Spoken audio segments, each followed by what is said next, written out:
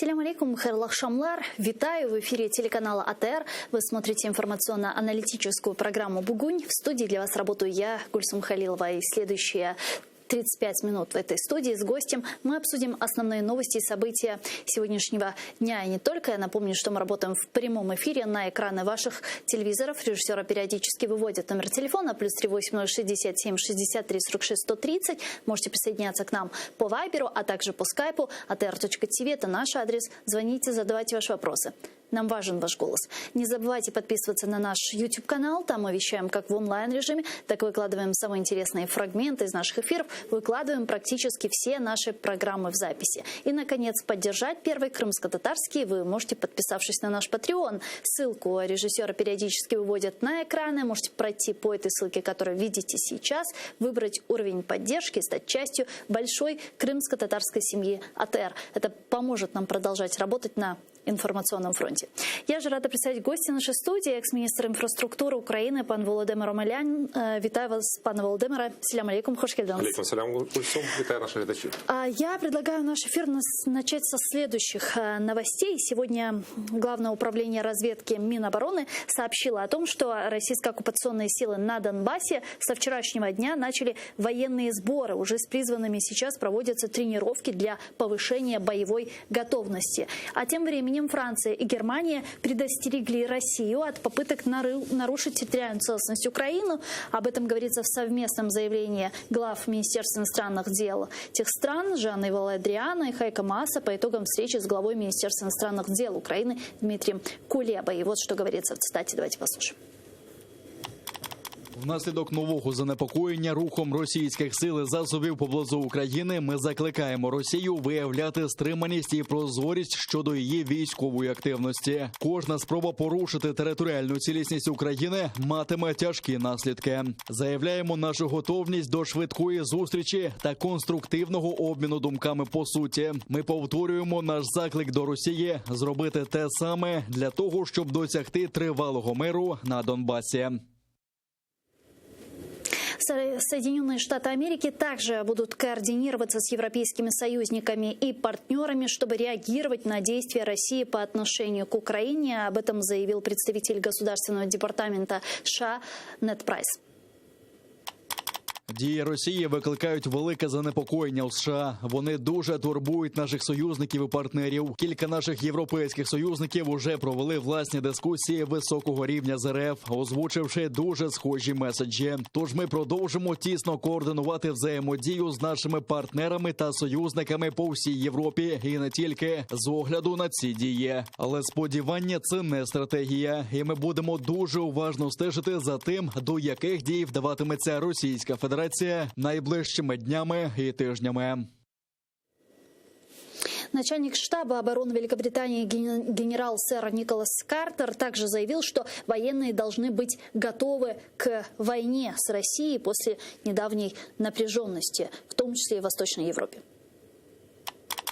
Росія, ймовірно, розглядає глобальний стратегічний контекст як безперервну боротьбу, у якій, я думаю, вони будуть застосовувати усі інструменти національної влади для досягнення своїх цілей. Але при цьому росіяни не хочуть розв'язувати гарячу війну. Питання, звичайно, полягає у тому, як ви визначаєте війну. Я, як солдат, прагну визначити війну як фактичний акт бою. Я не думаю, що вони цього хочуть. Я думаю, що вони хочуть спробувати досягти своєї мети більш тонкими способами. Я думаю, що ми повинні бути насторожі та переконатися, що стримування переважає, і ми повинні переконатися, що у НАТО є єдність, і ми не допускаємо жодних пробілів у нашій колективній позиції. Пане Володимире, что происходит, на ваш взгляд?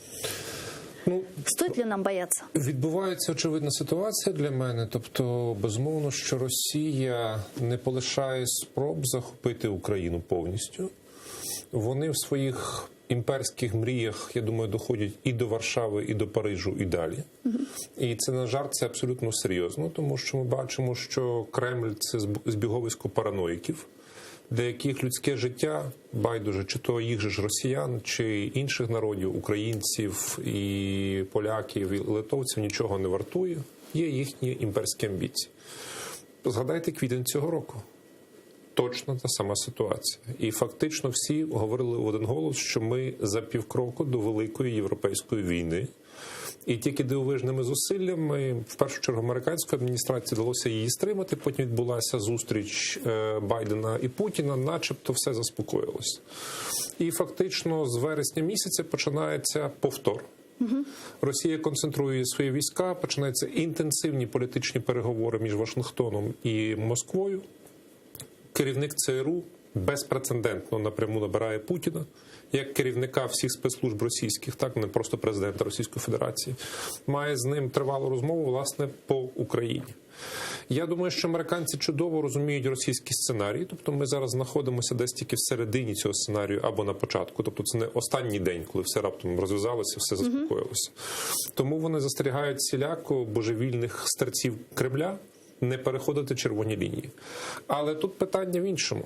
Росія слів не розуміє. І мене дуже непокоїть навіть сьогоднішня заява офіційних чинників Києва, що буде різка відповідь, якщо буде порушена територіальна цілісність України. Хлопці, про що ви? Так вона вже порушена. Так. Частина Донбасу захоплена, вбито десятки тисяч українців, цілий кримськотатарський народ в неволі, в рабстві фактично російському, а ви розповідаєте про якісь подальші кроки. Згадайте мовчанку Зеленського.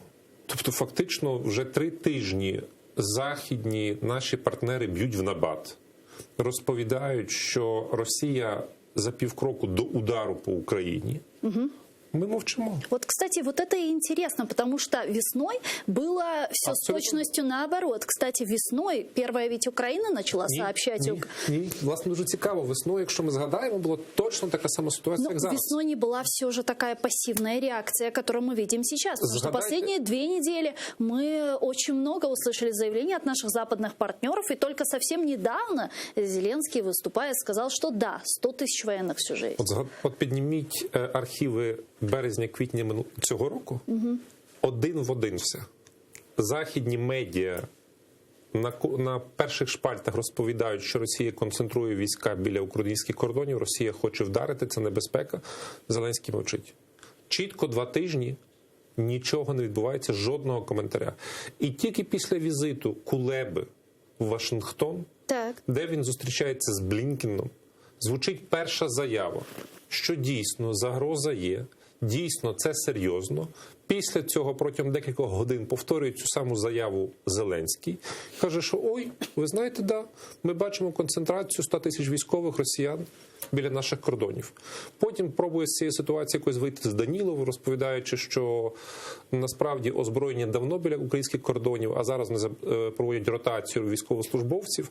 Ну, але, хлопці, ми або спільно з західними союзниками виступаємо проти ворога, або граємо якусь таку дитячу грушу, закрив очі і нічого не бачу. Так очевидно, что западные наши партнеры основываются на информацию своей разведки. То если мы говорим о Соединенных Штатах Америки не только. Но здесь вопрос в том, почему такой дисконнект, почему все-таки украинское руководство как-то пассивно реагировало на эти предостережения наших западных партнеров. То есть это, можно сказать, разведка Украины не дорабатывает? Или же есть какие-то другие причины, на ваш взгляд? Якщо ми згадаємо ситуацію по Вагнергейту, зірваною операцією по захопленню російських найманців, російських військовослужбовців, якщо ми згадаємо ситуацію з опалювальною кризою зараз в Україні, якщо ми згадаємо багато дивних інших речей, які відбувалися, вони вказують на єдине. В вищому керівництві держави сидять російські кроти, які абсолютно цілеспрямовано саботують будь-які можливості України стати незалежною, вступити в НАТО і в ЄС і повернути свої території і своїх людей, які захоплені Кремлем. І це цілеспрямована політика. Я можу абсолютно спокійно назвати ці прізвища. Я вважаю, що і Єрмак, і Зеленський працюють в інтересах Кремля, а не України. І це насправді дуже небезпечна ситуація. Тому що в переддень війни ми маємо на чолі левів російських баранів. И це може привести до трагедии. Если мы говорим о возможном вторжении России в Украину, в полномасштабном вторжении, это сейчас реально, на ваш взгляд? Ви знаєте, хіба в 2014 році хтось зміг передбачити, що російські регулярні військові частини перейдуть український кордон і вдарять нам в спину? Ні, звичайно. В 13-му році хтось би говорив серйозно про українсько-російську війну, мало серйозно. Але згадайте Тузлу, згадайте події останніх 8 років війни. Це вже відбулося. Тому якщо Росія бачитиме шанс, що Європа буде мовчати, що Сполучені Штати обмежаться просто такою, знаєте, стурбованістю, як це було під час окупації Криму, то вони вдарять. Тут немає жодних сумнівів. Більше того, Блінкен сам публічно заявив, державний секретар Сполучених Штатів, що ми вважаємо, що всі події в Білорусі – це просто відволікання уваги від ситуації в Україні, по якій Росія хоче завдати чергового удару, так званий путінський бліцкриг. Ми не виключаємо так само ситуацію, що якщо цей удар буде завданий по Україні, одночасно будуть розгортатися абсолютно такі самі події в Азії, по Тайваню.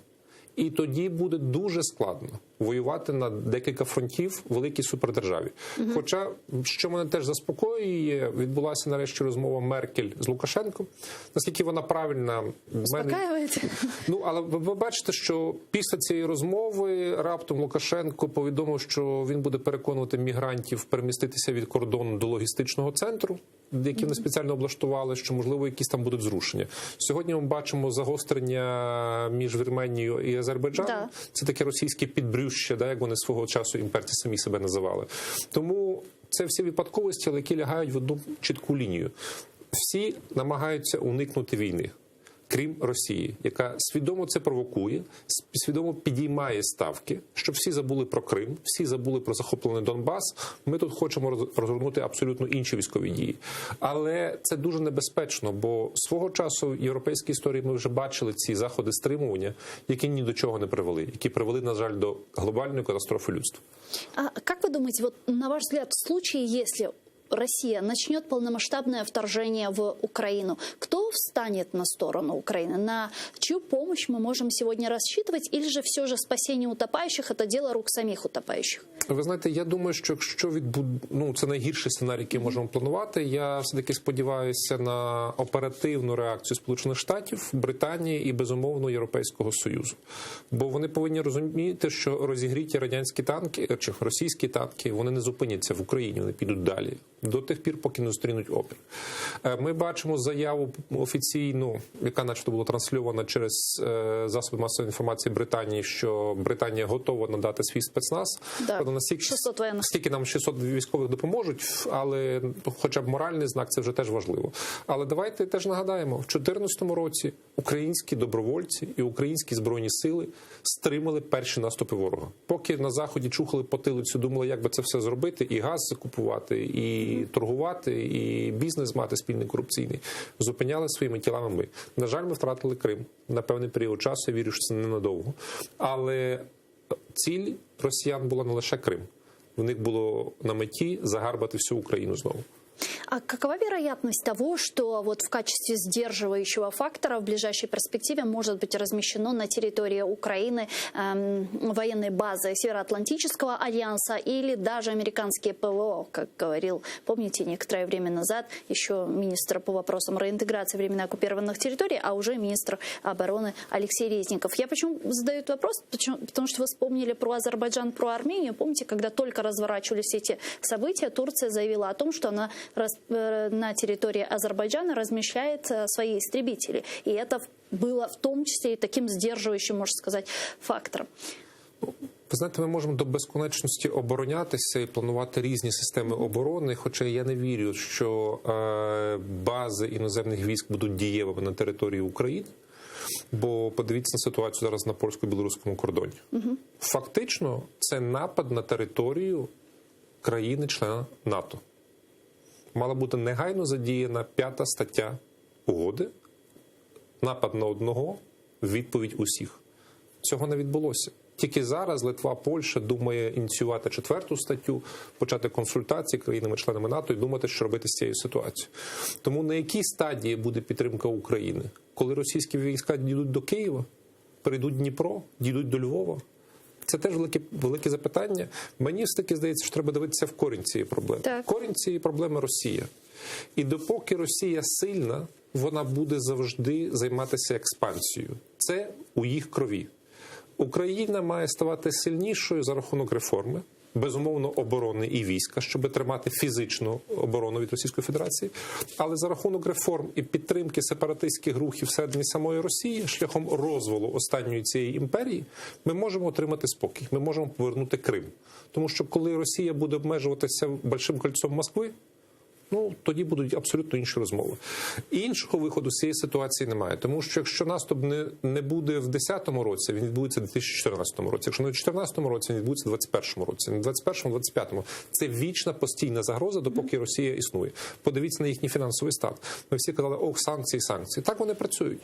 Але зараз золотовалютні запаси Російської Федерації б'ють рекорд останніх десятиліть. Тобто грошей в них достатньо. І це не західна демократія, яка буде цими грошима годувати своїх громадян, створювати їм кращі умови. Вони готові жити без туалетів вдома, їм треба воювати. Їм водка, сільотка і пішов на фронт. Це їхній стиль, їм людей не шкода. Тому вони ці всі гроші будуть скеровувати на руйнування сусідніх держав, на військову експансію, на підрив демократії в всьому світі. А как вы тогда в итоге видите развязание этого всего конфликта, развязание всей этой войны? Что должно произойти? Потому что многие политические аналитики говорят о том, что нужна смена политической ситуации внутри самой России, внутриполитический какой-то кризис, изменения. Но с такой логикой, как говорил Конфуций, можно долго сидеть, ждать у реки и ждать, пока проплывет труп твоего врага. Но есть ли у нас это время? Безумовно, і я вважаю наївними сподіваннями, що якщо навіть після Путіна прийде Навальний, політика Росії поміняється. Вона не поміняється. Ми, насправді, і кримські татари, і українці маємо чудове знання історії. Росія – це завжди агресор. Протягом століть. Вони не помінялися. І справа навіть не в самих росіян. Вони бідні, інколи бувають зачухані, не просто вороги. Але справа в позиції Кремля. Тому єдиний вихід з цієї ситуації, якщо ми хочемо мати спокій бодай на 10, 20, 30 років, розпад Росії. І насправді це не так складно зробити, як здається. Бо це таке, як російською мовою кажучи, лоскутне одіяло. Це від нас залежить? Від нас в тому числі.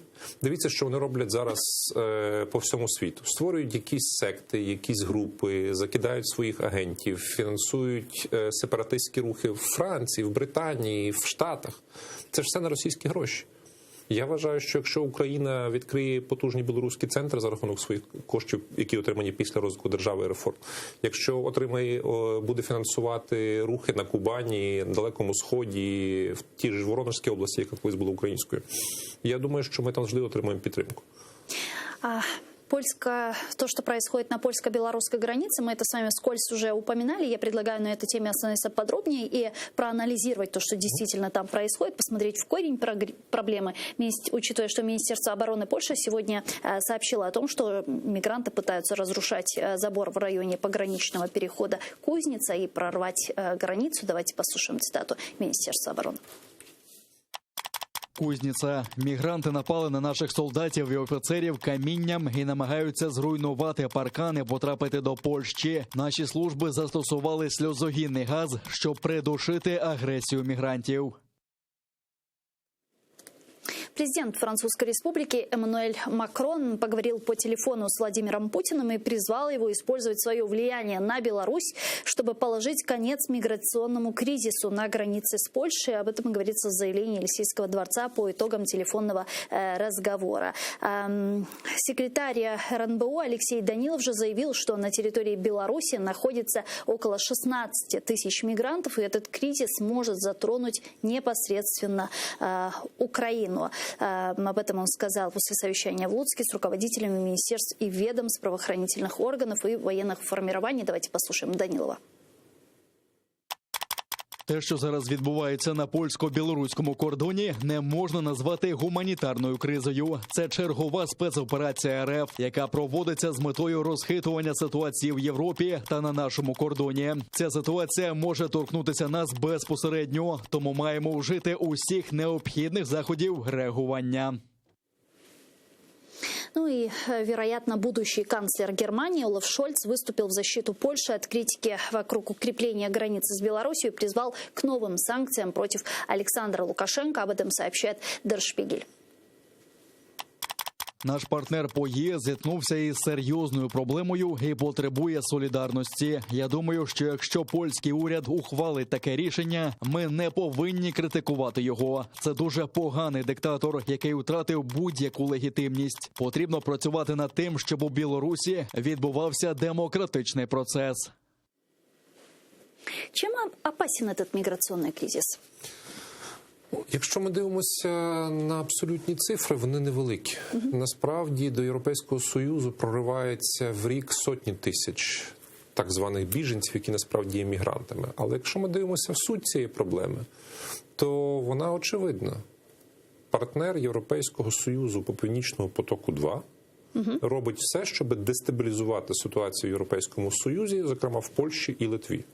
Бо це дестабілізація. Він просто промацує реакцію. Питання ж не в Лукашенко.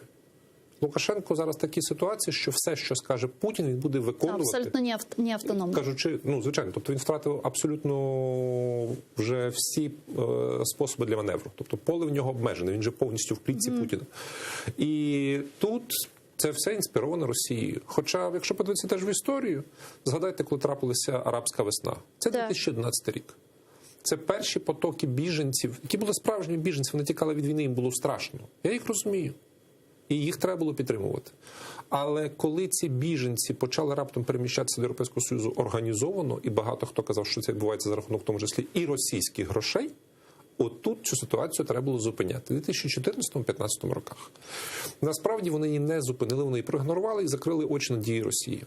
Путін зрозумів, що мігрантська криза – це чудовий спосіб дестабілізувати Європейський Союз. Ми ж бачимо свою пресу. Почитайте, що робиться в німецькій пресі чи французькій пресі.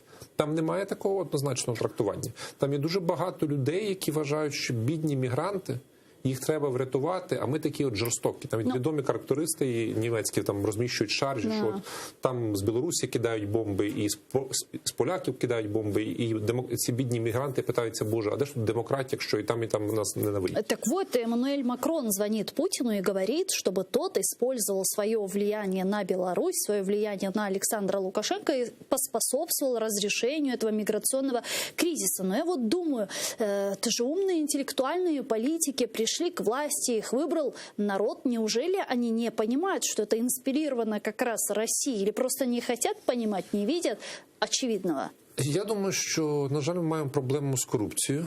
І корупцією дуже глибокою. Корупцією європейської політичної еліти, які стараються на цій ситуації якось з Путіним домовитися, бо він одне із ключових джерел їхнього збагачення.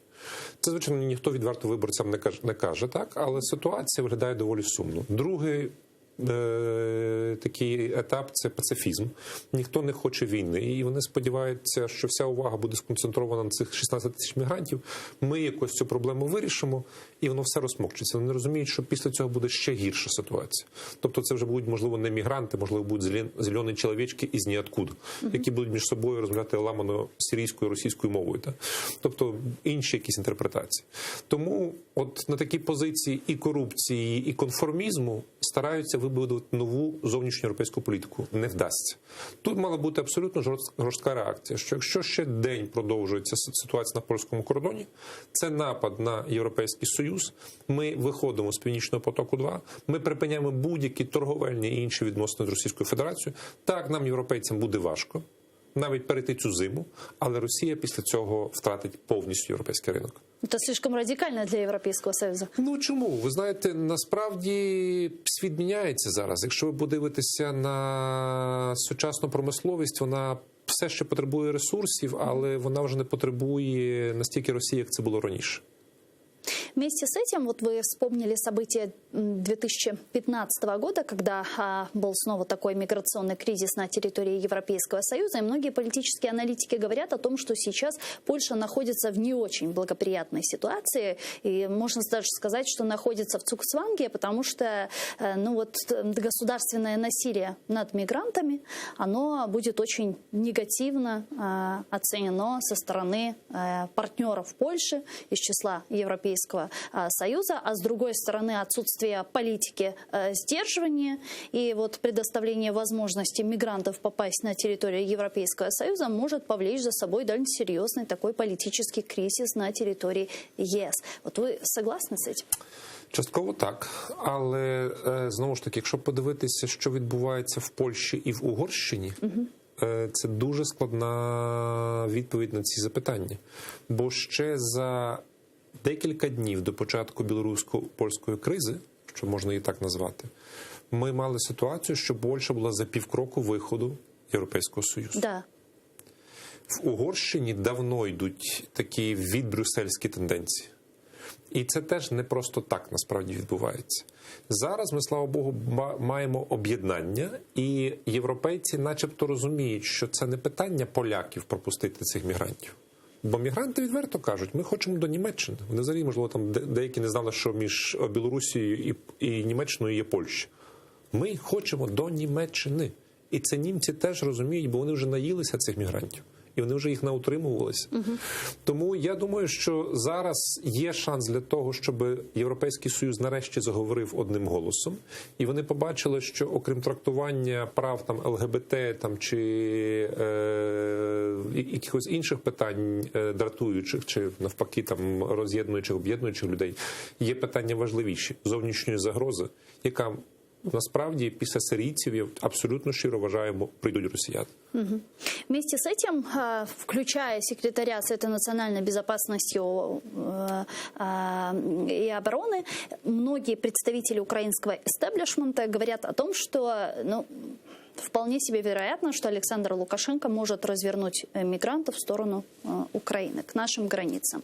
И вот недавно наверняка вы слышали заявление министра внутренних дел Украины Дениса Монастырского, который сказал, что вот в рамках проекта «Велике будівництво» планирует построить стену с Беларусью. Вот как бывшему министру инфраструктуры Украины, вот как вы оцениваете эту идею? Насколько она реальная идея строения стены с Беларусью?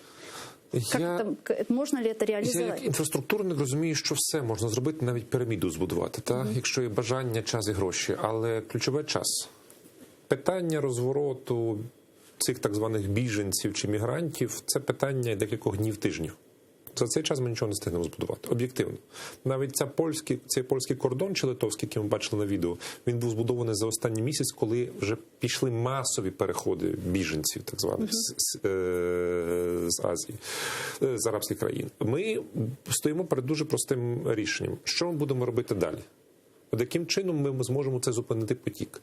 Хоча моє глибоке переконання, в нас все-таки набагато більшу тривогу мають викликати російські війська на українському кордоні, аніж 16 тисяч, а скільки там є цих мігрантів.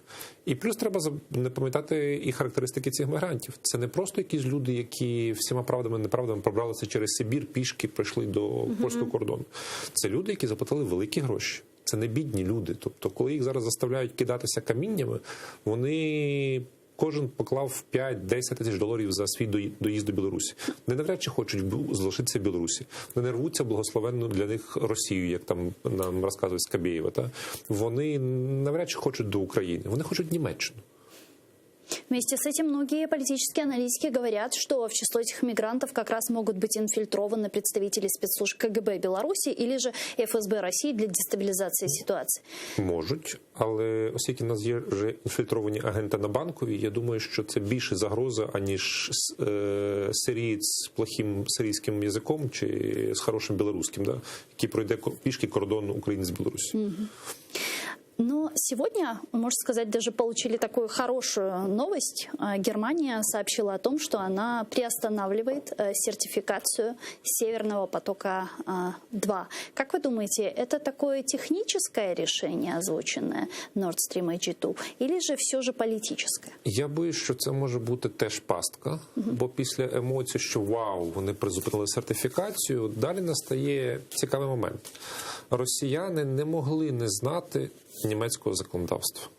Це раз. По-друге, якщо ми будемо мати зараз зареєстровану німецьку компанію, це означає, що питання Північного потоку-2 звужується до Німеччини. А от далі що відбувається? А біс його знає, ніхто не розбирається. І Це може ще погіршити ситуацію для нас Північним потоком-2, тому я дуже сподіваюся, що і Україна, і Польща спільно подасть судову заяву для того, щоб ці процеси були абсолютно прозорі і в рамках європейського законодавства. То есть, если дочерняя структура создается в Германии, то это может даже ускорить процесс В сертификации Северного принципі, потока. є достатньо високий ризик для цього, і насправді тоді можуть бути використані всілякі юридичні такі, знаєте, таємні ходи для того, щоб цей же Північний потік-2 не підпадав повністю під енергопакети Європейського Союзу. Ага, третий энергопакет. Ага. В данной ситуации как тогда должна действовать Украина? Потому что я так понимаю, что Украина пытается, чтобы принимать участие в сертификации Северного потока-2. Вот в случае, если Украину допускают к участию Северного потока-2, мы как-то сможем повлиять на этот процесс или же нет?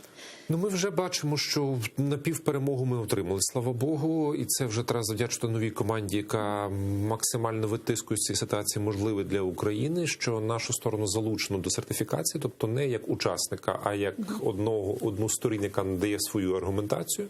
Але тут це питання в німецькій політичній еліті.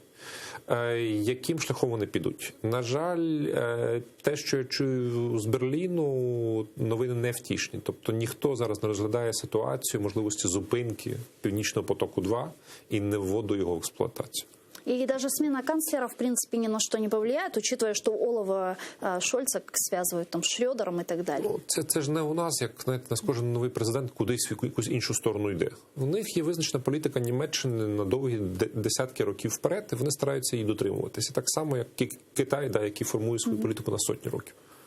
Может ли тогда вот все, что мы с вами выше обсудили, вот все те кризисы, которые создает искусственно Россия, стягивание войск к границам Украины, миграционный кризис, энергетическое давление, кстати, сегодня сразу после того, как стало известно о том, что все пришло в гору, и снова больше $1000, да, уже стоит за 1000 кубометров газ. Может ли как раз-таки это все для Европейского Союза ориентировано, чтобы те пошли на отказ от норм третьего энергопакета, ускорение сертификации Северного потока-2 и так далі? Звичайно, і це насправді і психологічний серйозний удар по цінностях Європейського Союзу. Якщо вони весь час декларують, що є закон, ми домовилися на рівні суспільного договору і повинні не порушити ці домовленості. Росія весь час старається створити ситуації, коли ти кажеш, так, був хороший закон, але нам треба домовлятися тут по-іншому, персонально, на інших умовах. Це знищує саму парадигму будь-якого європейця. І я вважаю, що в цьому криза сформована абсолютно штучно для того, щоб задати удар не тільки фінансовій енергетичній безпеці Європейського Союзу, але й по їхніх цінностях. Що росіяни роблять? Вони абсолютно свідомо зараз працюють на підвищення ціни. Вони розуміють, що ми входимо в найхолодніші місяці опалювального сезону, і ця ціна з нинішніх $1000 може вирости до 1,5 до 2. І, звичайно, що вони будуть заробляти ще більше. Але, знову ж таки, оця європейська позиція плюс мовчанка дивна Банкової постійна, вона не вирішить проблему, вона тільки поглибить її, бо Росія не зупиняється. Так, а что делать в данном случае Украине? В случае, если запускается Северный поток-2, Европа идет на этот шантаж со стороны России и, возможно, даже отказывается от норм третьего энергопакета. Что мы делаем с инфраструктурой ГТС? Вот видите ли вы какую-то стратегию, которая сегодня вырабатывается руководство України в этом вопросе? Я не бачу. Ми як опозиція пропонуємо свої кроки, що треба робити. І ми розуміємо, що зараз ми не можемо впливати на владу. І це вже відповідальність Зеленського, куди він нас веде, але я сподіваюся, що цей шлях буде короткий, бо він же заводить Україну повністю в тупик. Щодо використання потенційного ГТС, треба говорити правду. Це буде металолом. Якщо в нас не буде прокачки транзиту, всі ці історії про водень, про все інше – це казки. Щоб заспокоїти нас, що ми там будемо мати якісь заміщення в подальшому, не треба хвилюватися. Хвилюватися треба. Бо якщо немає газу, ми з цих труб нічого не зможемо отримати для української економіки. З іншого боку, можливо, це не така велика трагедія насправді. Бо це шанс для нас стати незалежними. Пам'ятаєте, коли з Грузією так само сказали росіяни, що ми не будемо купувати грузинського вина. Всі схопилися за голову, боже, що ж ми тепер будемо робити, ніхто більше не п'є. Зараз його п'ють по всьому світу. А транзит разве не сдерживающий фактор Росії? Умовно так, але знову ж таки ніщо не заважало проводити бойові дії і біля транзитних труб, і в 2014-2015 році, і нічого не стримало Росію, коли вони шантажували всю Європу і під час каденції Юлії Тимошенко, і під час перебування Петра Порошенка на посаді. Тому ми повинні розуміти, що так, це фактор, але фактор дуже умовний. И вместе с этим, я так понимаю, что НАК «Нафтогаз Украины» рассчитывает на санкции со стороны Соединенных Штатов Америки против «Северного потока-2». Ну, по крайней мере, сегодня об этом заявил Юрий Витренко. На прошлой неделе мы видели заявление республиканцев-конгрессменов, которые обратились к Джозефу Байдену, чтобы внесли поправки в оборонный бюджет по санкциям Северному потоку. Как вы думаете, какова вероятность того, что Соединенные Штаты повлияют на этот процесс? Вони, безумовно, будуть втручатися. Хоча політика Байдена полягала в тому, що Америка повернулася, але європейські справи – справа європейців. Але я бачу, що, скажімо так, певні зміни в політичному ландшафті і Німеччини, і Франції приведе до того, що Вашингтону треба буде активніше працювати зі своїми союзниками по НАТО. І це невідворотня річ. Чи Вашингтон буде дослухатися до України, ми бачимо доволі часті контакти. Проблема в тому, що Україна зараз на рівні Грушевського, Банкової і парламенту не демонструє послідовної позиції. Це переважно імітація. Ми вдячні нашим американським партнерам, які, попри всі обставини, постачають нам необхідне озброєння, але державне оборонне замовлення України зірвано другий рік поспіль. Це американці знають. І вони розуміють, що військовим не доплачують, що армія недофінансована. Тому як ми можемо говорити про поглиблення співпраці чи координацію спільних військових, чи в тому числі дій, якщо верховне керівництво України військове абсолютно працює не на Україну? І з цим величезна проблема для того, щоб ми мали дійсно стратегічних партнерів. Дякую вам дуже, пане Володимире. Чухсагну, что приехали к нам в студию, ответили на наши вопросы. Экс-министр инфраструктуры Украины Володимир Омелян был гостем нашей студии. А я с вами, к сожалению, вынуждена попрощаться. Буквально через 5 минут эфир телеканала АТР продолжает информационная программа «Заман» на крымско-татарском языке. Не пропустите, наши журналисты подготовили самые актуальные новости для вас. А после в этой студии вас поприветствует мой коллега в программе «Прайм» Айдер Муждабаев. Коршкенча.